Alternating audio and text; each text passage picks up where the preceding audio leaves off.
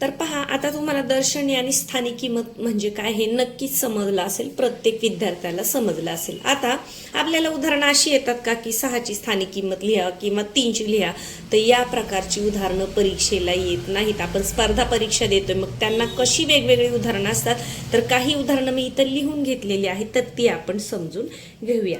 जसं 240 या संख्येतील 4ची दर्शनी व स्थानिक किंमत यातील फरक किती। आता 4ची दर्शनी किंमत काय आहे, 4च आहे, आणि 4ची स्थानिक किंमत काय आहे, एकक दशक, दशक स्थानी आहे म्हणजे त्याची किंमत किती आहे, 40।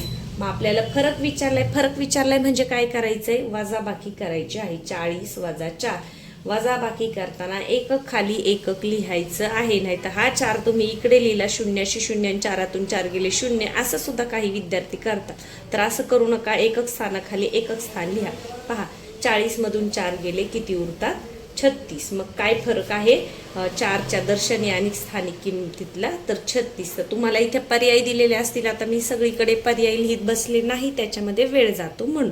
लक्षात आलं तुमच्या, 4ची दर्शनी किंमत 4, स्थानिक किंमत 40, आणि फरक विचारलाय, फरक शब्द आला की वजाबाकी करायची, कितीने कमी कितीने जास्त असा जरी शब्द आला तरी तिथे काय करायची, वजाबाकी करायची आहे। आता दुसरं उदाहरण पहा, 677 या संख्येतील 7च्या स्थानिक किमतींचा गुणाकार खालीलपैकी कोणता।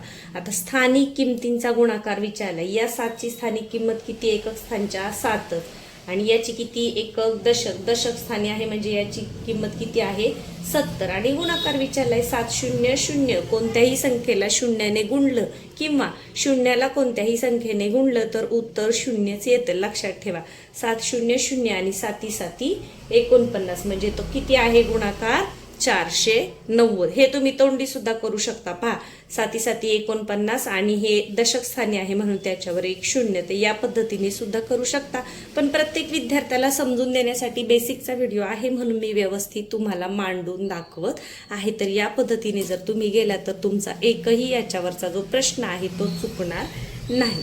आता पुढे पाहूया, अजून एक उदाहरण घ्या। 545 या संख्येतील शतक स्थानच्या 5ची किंमत एकक स्थानच्या 5च्या किमतीपेक्षा कितीने जास्त आहे। आता पहा, शतक स्थानच्या 5ची स्थानिक किंमत किती आहे, एकक दशक शतक, शतक स्थानच्या विचारले याच्यातच आपल्याला कळते काय, 500। पहा, 5च्या पुढे 2 अंक आहे, मी 2 शून्य टाकले। एकक स्थानच्या 5च्या किमतीपेक्षा कितीने जास्त आहे, कितीने जास्त कितीने कमी असा शब्द आला की आपण काय करायचंय, वजाबाकी करायची आहे। म्हणजे आपल्याला काय विचारले की या दोन्हीच्या स्थानिक किमतीतील फरक विचारलाय। मग पहा, 500 वजा 5, 500 वजा 5 केले। आता असं तोंडी सुद्धा हे आपण करू शकतो की 500 मधून 5 जर गेले तर 495 होतात, आणि ज्यांना तसं जमत नाही मग इथे 4, इथे 9, आणि इथे 10, 10 मधून 5 गेले 5, 9 9 आणि 4 4, तोंडी सुद्धा करा किंवा या पद्धतीने हातचा घेऊन करा। फक्त प्रश्न काय विचारला हे तुमच्या लक्षात आलं पाहिजे की या दोन्ही किमती कितीने जास्त कितीने कमी असं आलं की काय करायचंय, वजाबाकी करायची आहे। फरक विचारला, वजाबाकी करायची आहे।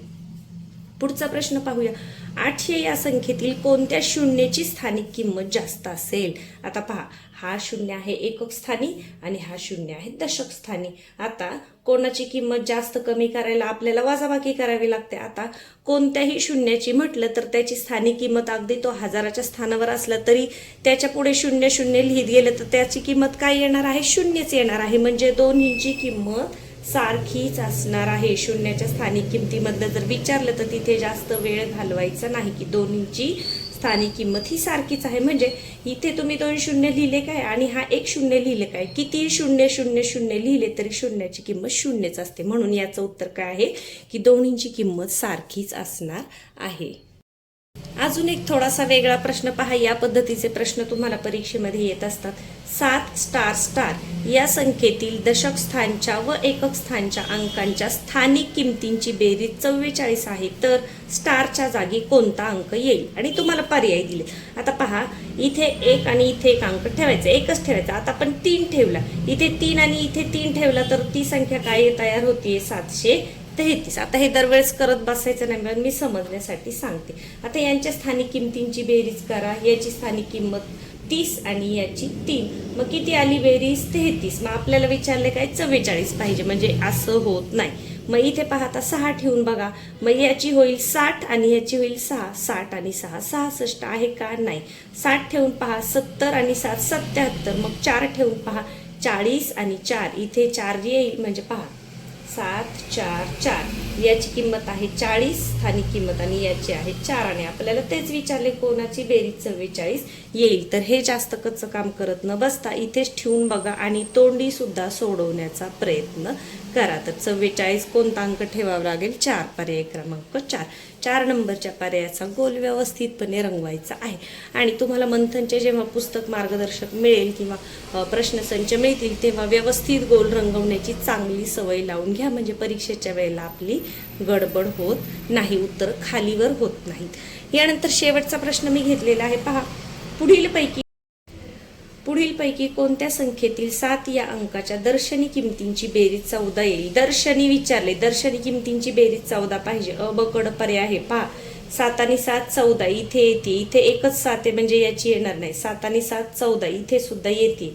आता कच्च्या कामाची गरज नाही, पण आपण करूया. इथे मात्र पहा 7 एके 7 7 दुने 14 7 त्रिक 21 येईल. मग आपलं उत्तर काय असणार आहे? अ आणि क. ज्या पर्यायामध्ये अ आणि क बरोबर किंवा योग्य असं दिलेले असेल ते तुमचं उत्तर असणार आहे. तर या पद्धतीने कधी कच्चं काम करून तर कधी निरीक्षणाने तोंडी सुद्धा तुम्ही हे प्रश्न सोडवू शकता. आणि बऱ्याच वेळा या पद्धतीचे प्रश्न येत असतात, अगदी सोपे असतात. थोडासा सराव करा, सराव केल्यानंतर तुम्हाला हे अगदी सहज जमणार आहे आणि याच्यातील एक सुद्धा मार्क तुमचा जाणार नाही. आता याच्यावरचा जो स्वाध्याय आहे तर याच्यावर आपण याच्या अगोदर माझा व्हिडिओ बनवून झालेला आहे, प्रत्येक गणित त्यामध्ये मी सोडवून दाखवलेलं आहे.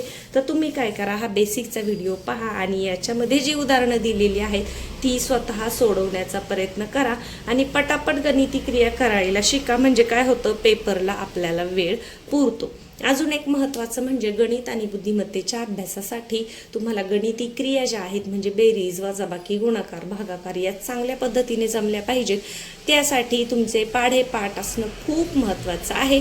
तर एक एक पाढा पाठ करत बसू नका. आत्ताच जुलै महिना चालू झालेला आहे, तर काय करा, रोज सकाळ आणि संध्याकाळ पाढे पाहून म्हणा, पाहून रोज रोज म्हटल्यामुळे आपले पाढे आपोआप पाठ होतात, ते कधीही विसरत नाही. जशी आपली वर्गातली प्रार्थना पाठ होते त्याच पद्धतीने तुमचे पाढे सुद्धा पाठ होतात. त्याचबरोबर मी अजून काय सांगितले की मराठी आणि इंग्रजीची शब्दसंपत्ती तुम्हाला सारखी सारखी वाचायची आहे. ग्रुपमध्ये वाचा, मित्रमैत्रिणींना विचारा, तुम्हाला मधला जो वेळ मिळेल त्याच्यामध्ये हे वाचन चालू ठेवा.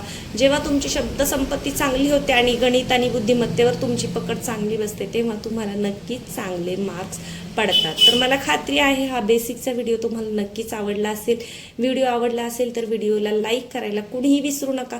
तुम्ही लाईक केल्यामुळे जास्तीत जास्त विद्यार्थ्यांपर्यंत हा व्हिडिओ पोहोचण्यासाठी मदत होते. चॅनलवर नवीन असाल तर सबस्क्राईब करा. पुढच्या व्हिडिओमध्ये आपण याच्या पुढचा जो घटक आहे तो समजून घेणार आहोत, अगदी बेसिकपासून, म्हणजे प्रत्येक विद्यार्थ्याला योग्य पद्धतीने प्रत्येक गणित समजायला मदत होईल. धन्यवाद.